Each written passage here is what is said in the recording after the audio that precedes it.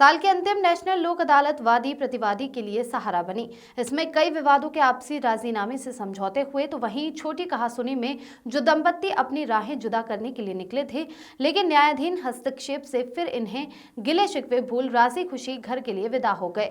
खरगोन न्यायालय की 8 खंडपीठों पर लोक अदालत के प्रकरण रखे गए थे। इसमें न्यायाधीश प्रियमवदा शुक्ला के न्यायालय में नाजमीन पति समीर के बीच 2022 और सुमैया पति जावेद का 2023 से चल रहा पारिवारिक विवाद प्रकरण आपसी सुलह से निराकरण कराया गया। इसमें दोनों के अभिभाषकों की सहमति से शनिवार को दोनों परिवार फिर से एक और खुशी खुशी अपने घर लौट गए।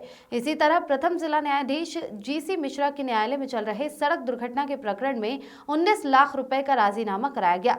मिली जानकारी के अनुसार खंडवा रोड स्थित ग्राम मगरिया के सीमे 15 जनवरी 2024 को सड़क दुर्घटना में 25 वर्षीय कुंदन पिता कन्हैया की मृत्यु हो गई थी। मृतक की पत्नी और 2 बेटियों व माता पिता उसी पर आश्रित थे। मामले में ट्रक की बीमा कंपनी के विरुद्ध न्यायालय में चल रहे प्रकरण में कंपनी ने 19 लाख रुपए का राजीनामा किया है। खरगोन से हबीब आजाद की रिपोर्ट। इस वर्ष की अंतिम नेशनल लोक अदालत का आयोजन राष्ट्रीय विधिक सेवा प्राधिकरण नई दिल्ली और राज्य विधिक सेवा प्राधिकरण मध्य प्रदेश जबलपुर के निर्देशानुसार माननीय प्रधान जिला एवं सत्र न्यायाधीश अखिलेश जोशी साहब के नेतृत्व में आज खरगोन मुख्यालय में आयोजित किया गया। इसमें हमने कुल 8 खंडपीठों का गठन किया था। एक खंडपीठ और बाद में बढ़ जाने से कुल 9 खंडपीठ हो गई थी। उन 9 खंडपीठों में हमने लगभग 500 नियमित प्रकरण रखे थे और इसी तरह लगभग 5000 से अधिक प्री लिटिगेशन के प्रकरण रखे गए थे। उसके पश्चात अभी तक जो है 150 से अधिक नियमित प्रकरणों का निराकरण हो गया है। अभी भी कुछ प्रकरणों में राजीनामा की कार्यवाही चल रही है।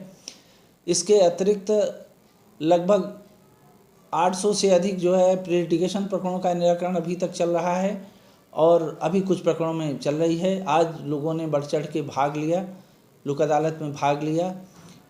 मध्य प्रदेश विद्युत मंडल, नगर निगम, बैंकों सभी ने छूटें घोषित की थी, जिसका लाभ उठाते हुए सभी लाभार्थियों ने जो है तो अपनी धनराशियाँ, बकाया राशियाँ जमा की।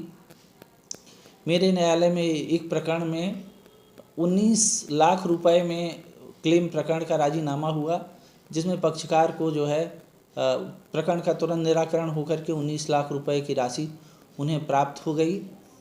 और ये अपेक्षा है कि इसी तरह से लोग जो है आगामी लोक अदालतों में भी भाग लेकर के इसका लाभ उठाते रहें। धन्यवाद। इस बार साल की अंतिम लोक अदालत में हमारे यहाँ लगभग 21 प्रकरणों का निराकरण किया गया है, जिसमें से कुछ चेक बाउंस के मैटर्स थे, कुछ सिविल मैटर्स थे, आपराधिक प्रकरण थे कुछ, और उनमें से सबसे महत्वपूर्ण 2 मामलों का ऐसा निराकरण हुआ है जिनको न्याय दिलाकर हमें भी संतुष्टि मिली है। एक प्रकरण में लगभग 1.5 साल से एक कपल अलग अलग रह रहे थे, उनका मेंटेनेंस का प्रोसीडिंग चल रहा था, लेकिन उसमें हमने उनको समझाइश दी। इससे पहले आज से पहले भी हम विगत कई पेशियों से लगे हुए थे उनको समझाइश देने के लिए, और हमारी समझाइश के दौरान उन्होंने अपने एक दूसरे के साथ रहने का निर्णय लिया और आज उनके मामले का निराकरण हुआ है। और उसके अलावा एक और भी मेंटेनेंस प्रोसीडिंग थी जिसमें हस्बैंड वाइफ लगभग 1 साल से अलग रह रहे थे, और आज वो भी हमारे यहाँ से उनकी मेंटेनेंस का प्रकरण समाप्त हुआ है और अब वो एक दूसरे के साथ में हैं। जैसे देखने में आता है कि अक्सर लंबे समय तक कोर्ट में केस चलते रहते हैं, आर्थिक नुकसान भी होता है। तो मामले में नेशनल लोक अदालत कितना इनके बीच माध्यम बनती है? सिर्फ नेशनल लोक अदालत नहीं, इसमें जब भी हस्बैंड वाइफ के बीच में जो मैटर्स लगते हैं उसमें कई प्रोसीडिंग्स लग जाती है हमको।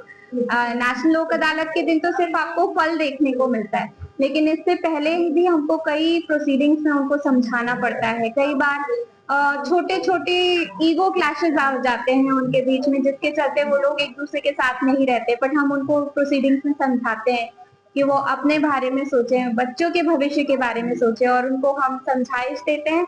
और डेफिनेटली हाँ, कोर्ट से उनको जब निर्देश मिलता है तो वो एक दूसरे के साथ रहने का प्रयास करते हैं, और जिसका फल हमको लोक अदालत के माध्यम से भी देखने को मिलता है।